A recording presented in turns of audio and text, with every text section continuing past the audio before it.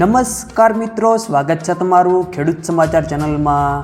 આજના આ વિડીયોમાં અંબાલાલ પટેલ દ્વારા આગામી દિવસોમાં કમોસમી વરસાદ પડે તેવી આગાહી કરવામાં આવી છે। તો ક્યાં ક્યાં વરસાદ પડશે અને હવે ગરમી પણ કેવી પડશે તે તમામ માહિતી વિશે આ વિડીયોમાં વાત કરીશું।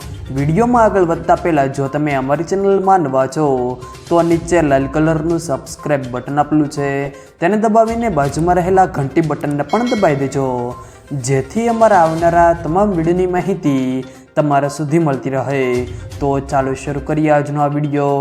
રાજ્યમાં ઉત્તર પશ્ચિમ ઉત્તરના પવનો ફૂંકાઈ રહ્યા છે, ત્યારે આગામી 5 દિવસ તો વાતાવરણ સૂકું રહેશે અને તાપમાન પણ યથાવત રહેવાનું છે।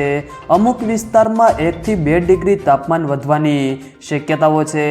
તેમણે સાથે જણાવ્યું છે કે આગામી દિવસોમાં એક પછી એક વેસ્ટર્ન ડિસ્ટર્બન્સ આવતા જશે અને દેશના ઉત્તરીય પર્વતીય વિસ્તારોમાં હિમવર્ષા થવાની શક્યતાઓ રહેશે। આંધી, વંટોળ અને ભારે પવનનું જોર રહેશે। ગુજરાતમાં મોટાભાગના વિસ્તારોમાં આવતીકાલથી ગરમીનું પ્રમાણ વધશે। રાજ્યના ભાગોમાં કાલથી ગરમીનો પારો વધે તેવી શક્યતાઓ છે અને એક પછી એક વેસ્ટર્ન ડિસ્ટર્બન્સ આવતા પુનઃ મહત્તમ તાપમાનમાં ઘટાડો થવાની શક્યતાઓ રહેશે। આજથી ગુજરાતના મોટા ભાગોમાં વાદળછાયું વાતાવરણ રહી શકે છે, જેમાં ઉત્તર મધ્ય ગુજરાત, સૌરાષ્ટ્ર, કચ્છના ભાગોમાં વાદળો આવવાની શક્યતાઓ રહેશે।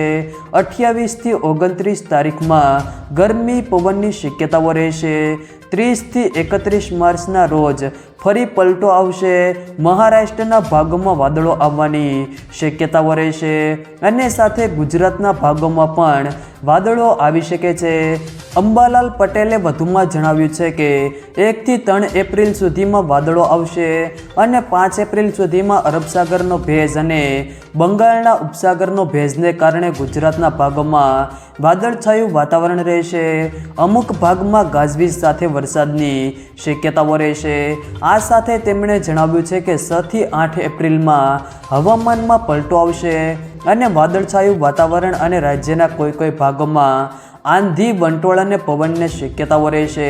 એટલે કે ફાગણ વધમાં ગુજરાતના ભાગોમાં હવામાનમાં પલટો આવી રહ્યો છે, જેમાં આંધી, વંટોળ, પવનના સુસવાટા સાથે ગુજરાતના અમુક ભાગોમાં પ્રી મોન્સૂન એક્ટિવિટી શરૂ થઈ શકે છે। જો મિત્રો વિડીયો પસંદ આવે તો વિડીયોને લાઈક કરો, તમારા મિત્રો સાથે શેર કરો અને જો તમે અમારી ચેનલમાં નવા હો તો ચેનલને સબસ્ક્રાઈબ જરૂર કરજો, જેથી અમારા આવનારા તમામ વિડીયોની માહિતી તમારે સુધી મળતી રહે।